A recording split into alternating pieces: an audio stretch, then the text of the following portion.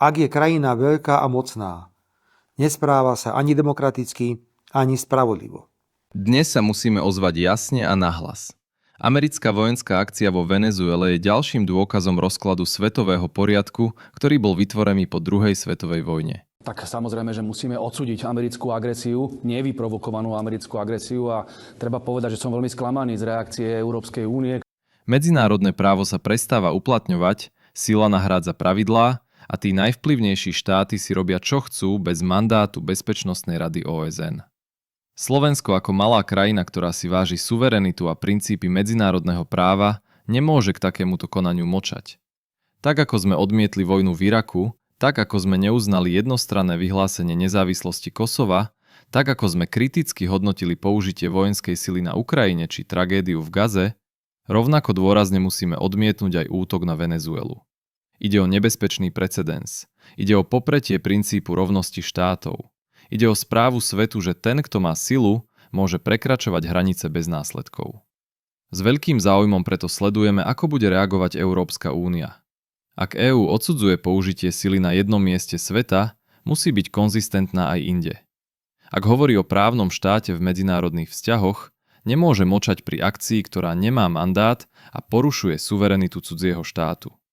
Kde sú sankcie? Kde sú rezolúcie? Kde je rovnaký meter?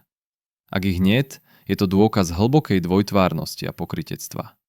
Slovensko má právo a povinnosť povedať, že únosy politických lídrov, zasahovanie do vnútorných záležitostí iných krajín a manipulácia s ich zdrojmi nemajú miesto v modernom svete. Éra kolonializmu a politického diktátu mala dávno skončiť.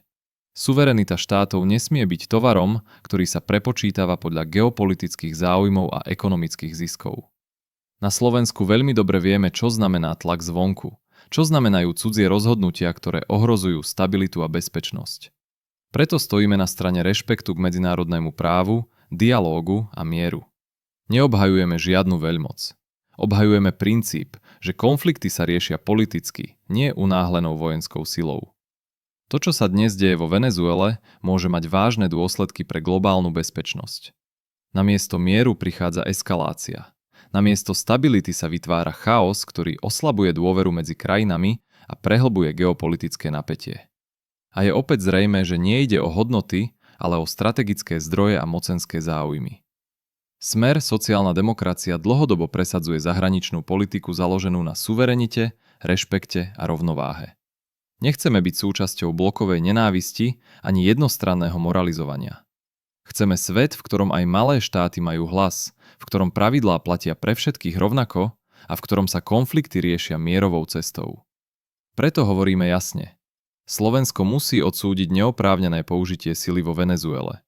Musí sa postaviť za rešpektovanie suverenity tohto štátu a podporiť výzvy na okamžité upustenie od krokov, ktoré porušujú medzinárodné právo. Musíme sa prihlásiť k myšlienke multipolárneho sveta, v ktorom žiadna veľmoc nebude dominantným policajtom planéty. Našou povinnosťou je chrániť záujmy Slovenska, mier v Európe, aj stabilitu vo svete.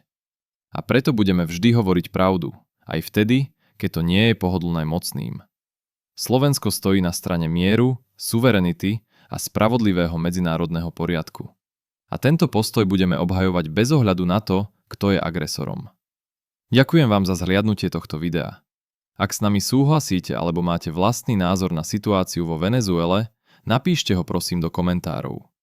Každý hlas je dôležitý a váš názor nás zaujíma.